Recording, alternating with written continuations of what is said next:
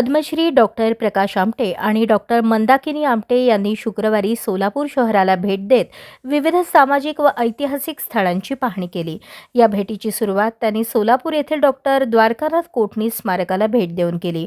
यावेळी डॉक्टर कोटणीस यांच्या मानवतावादी कार्याचा उल्लेख करत आमटे दाम्पत्यांनी त्यांच्या कार्याचे कौतुक केले। समाजासाठी आणि मानवतेसाठी दिलेले त्यांचे योगदान आजही प्रेरणादायी असल्याचे मत त्यांनी व्यक्त केले। या दौऱ्यात त्यांनी शहरातील काही सामाजिक उपक्रमांना देखील भेट देत कार्यकर्त्यांशी संवाद साधला।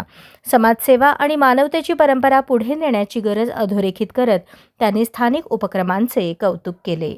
डॉक्टर द्वारकानाथ कोटणीस फाउंडेशन या संस्थेच्या वतीनं मी डॉक्टर व्यवहारे यांनी स्वागत केलं आणि त्यांना आग्रह केला की स्मारक तुम्ही एकदा व्हिजिट करा। कारण एक 10-12 वर्षापूर्वी ते येऊन गेले होते इथे, मी व्हिजिट केली आणि मी त्यांना विनंती केली की देखभाल ही स्मारकाची देखभाल काही नीट होत नाही, तर त्याच्याबद्दल जरासं वरिष्ठ पातळीवरून जरासा पत्र लिहा, तुम्ही मुख्यमंत्र्यांना लिहा किंवा सांस्कृतिक कार्यमंत्री आहेत त्यांना लिहा आणि याच्याकडे दुर्लक्ष करू नये।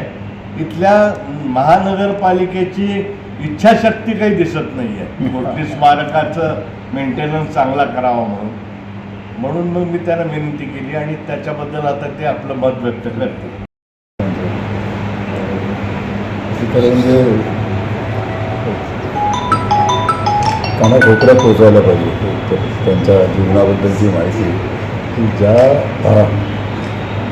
संस्कृतीचा, ज्या माणसांचा संबंध नसताना ज्या माणसाने आपलं जीवन झोकून दिलं आणि नंतर जीव दिल्यासारखं झालं ते जाऊन, हे फारच दुर्मिळ उदाहरण आहे।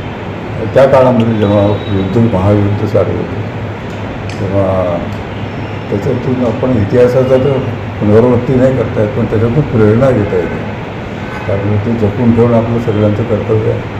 आपण म्हटलं आहे की याची देखभाल नीट होत नाही, त्याचं फार दुःखदायक आहे, वेदनादायक आहे। तेव्हा आमच्या पातळीवर शक्य झालं तर आधी प्रयत्न करू, जास्तीत जास्त लोकांपर्यंत त्यांचं कार्य पोचलं पाहिजे। महत्त्वाचं ते आजच्या काळामध्ये लोक चंगलवाद आणि भोगवादाकडे वळतात, तरुण पिढी। तर असं काही उदाहरणं त्यांच्या नजरेसमोर असले तर त्याच्यातून ते विचार करून आपल्या जीवनाचा समाजासाठी कधी उपयोग करू शकतील।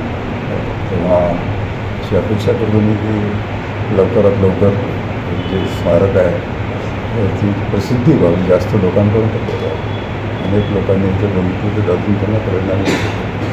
आपण मुद्दाम बोलवलं याच्यासाठी असं, आणि त्यांच्याबद्दल जीवनाबद्दल खूप वर्षापासून ऐकत होतो। मागे पण त्या स्मृती दिनाला आलो होतो एकदा, पण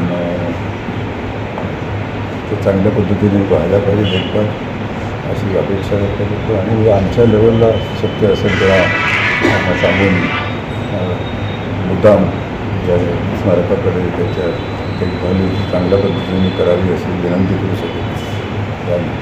धन्यवाद। द्वारकानाथ कोटणीसांनी चायनामध्ये 2 सर्जरीची बुक आहे। अच्छा। आणि ती चायना लँग्वेजमध्ये, तशी नर्सिंगचे प्रोटोकॉल बुक लिहिलेत नाही, नर्सिंग तिथे अवेलेबल आहे त्यांना। वॉर सेंटर होते, पण त्यांच्या लक्षात आलं की एज्युकेशन द्यायला पाहिजे, एज्युकेशनला प्रोटोकॉल तयार लिहिली इंग्लिश आणि चायना भाषेत लिहिली। चायनीज शिकले तिकडे जाऊन चायनीज शिकले सर, इथून जातानाच त्यांनी तो शिकण्याचा प्रवास सुरू केला होता। वेटर घेऊन आला तर प्लेट मध्ये होता तळलेला बेडूक।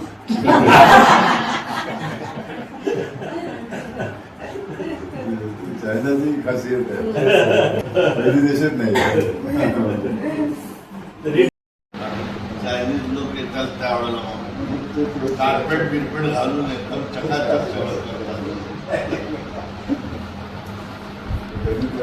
त्यांना तिकडे त्यांच्या नावाला फॉल वगैरे स्मारक आहे, संगमरवरी पुतळा आहे, त्यांची समाधी आहे, त्यांची कमाल आहे, कृतज्ञता हा एक गुण आहे। केसरी टूर येते ना चायनाला, त्यांना मी केसरीवाल्यांना सुचवलं तुम्ही सिचाचॉन म्हणून त्यांचं जे कर्मभूमी आहे तिथे एक व्हिजिट ठेवा, म्हणजे मग भारतीय लोकांना माहीत तरी होतील ना कोटणीसांना तिथे किती मान आहे। आणि कुठल्याही दिवशी गेलं तरी तिथे एक 100-200 तरी चायनीज असतात त्यांची कमालच आहे कोकणीसाठी. कोणाचे काही संबंध नाही काही नाही. नेहरूंनी अपील केलं होतं. नेहरूंनी अपील केलं होतं. नेहरूंनी आपलं केलं. कमी काळ निरपेक्षपणे मानव सेवा